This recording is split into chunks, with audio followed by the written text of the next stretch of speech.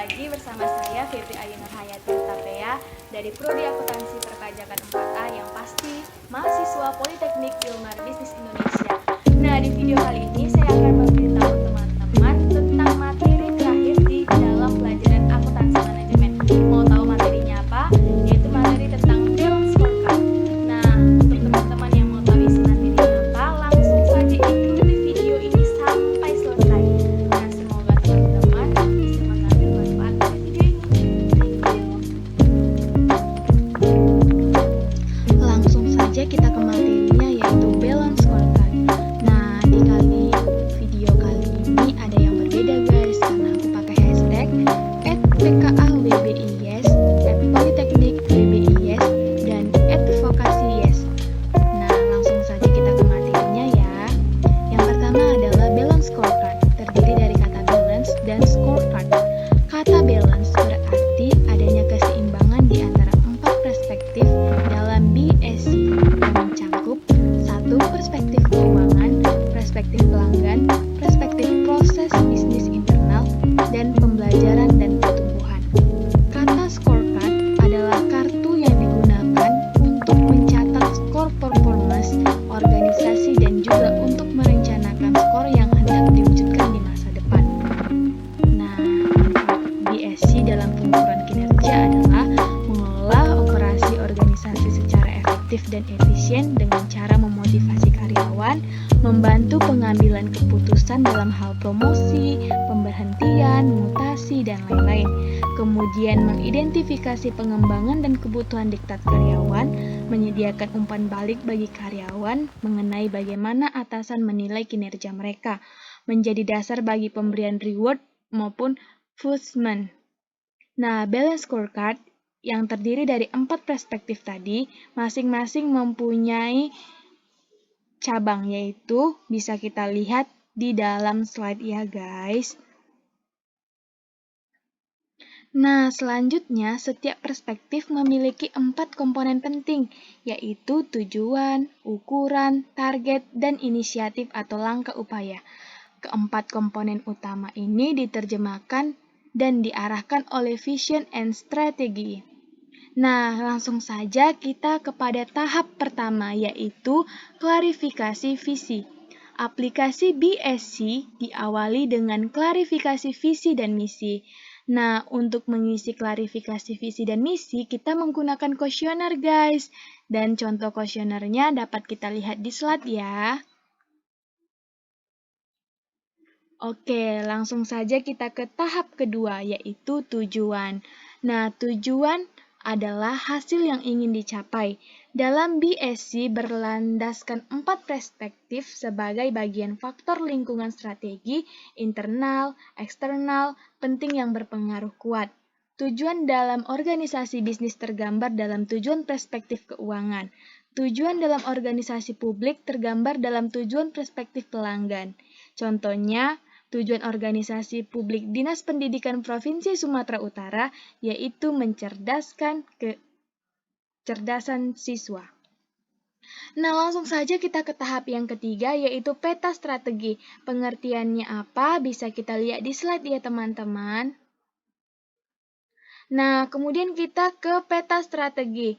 Peta strategi itu diawali dengan perspektif pembelajaran dan pertumbuhan sampai akhirnya ke tujuan akhir. Nah, langsung saja kita ke tahap 3B, yaitu perspektif keuangan atau finansial. Perspektif keuangan menjadi perhatian dalam BSC karena ukuran keuangan merupakan ikhtisar dari konsekuensi ekonomi yang terjadi akibat keputusan dan kebijakannya. Tujuan pencapaian kinerja keuangan merupakan fokus dari tujuan-tujuan yang ada dalam ketiga perspektif lainnya. Nah, bisa kita lihat ya guys, sasarannya itu apa aja. Selanjutnya ada perspektif pelanggan. Nah, untuk perspektif pelanggan dapat kita baca di slide ya guys. Nah, selanjutnya ada perspektif pembelajaran dan pertumbuhan. Pengembangan dan mendorong organisasi agar berjalan dan tumbuh. Tujuan dari perspektif pembelajaran dan pertumbuhan adalah menyediakan instruktur untuk mendukung pencapaian 3 perspektif lainnya, memperhatikan karyawan dan kemampuan sistem organisasinya. Nah, ini contoh model keterkaitan 4 perspektif ya guys, mulai dari finansial yang memiliki bobot 20% dan peta strateginya itu menyediakan anggaran secara rutin sampai kepada tahap yang terakhir yaitu tahap pelanggan di mana bobotnya juga 20% dan kita mencapai kepuasan masyarakat. Selanjutnya ada tahap keempat yaitu bobot. Nah, apa saja kriteria yang ada di tahap keempat ini bisa teman-teman baca ya. Nah, langsung saja kita ke tahap kelima yaitu sasaran strategi. Sasaran strategi juga ada beberapa, teman-teman dapat baca yang saya tulis di slide ya. Oke, langsung saja kita ke format sasaran strategi, yaitu sama, diawali dengan finansial, yaitu penyediaan anggaran secara rutin dengan bobot 20% dan terpenuhinya kebutuhan pembiayaan. Sampai kepada tahap terakhir, yaitu tahap pelanggan, di mana bobotnya 20% dan kita kepuasan masyarakat yang menjadi peta strategi kita dan sasaran kita itu meningkatkan kecerdasan siswa. Langsung saja kita ke yang keenam, tolak ukur kinerja. Nah, teman-teman juga bisa baca ya tolak ukur kinerjanya apa saja. Langsung saja kita ke yang keenam, yaitu tolak ukur kinerja masih sama seperti yang tadi ya teman-teman tahapnya. Nah, langsung saja kita ke tahap yang ketujuh, rencana tindak. Yaitu program kerja, rencana kerja tahunan adalah kegiatan untuk mencapai tujuan. Inisiatif-inisiatif strategi merupakan rumusan kegiatan pencapaian tujuan sesuai misi dan berimplikasi pada pencapaian visi.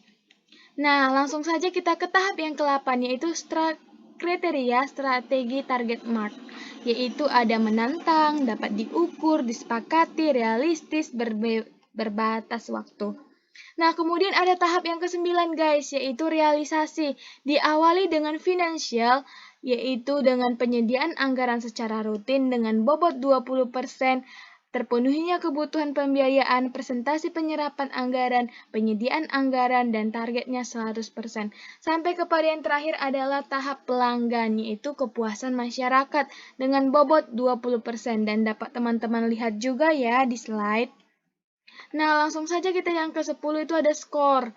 Nah, di sini bisa kita lihat sama juga dimulai dari finansial sampai kepada tahap yang terakhir itu tahap pelanggan. Bisa teman-teman baca ya.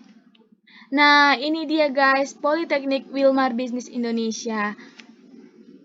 Di mana Politeknik Wilmar Bisnis Indonesia saat ini sedang membuka pendaftaran baru untuk mahasiswa yang ingin bergabung dengan kita di Politeknik Wilmar Bisnis Indonesia.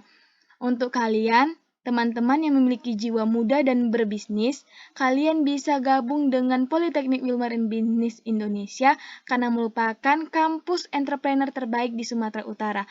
Langsung saja teman-teman cek Instagramnya di @politeknikwilmarbisnisindonesia. Thank you.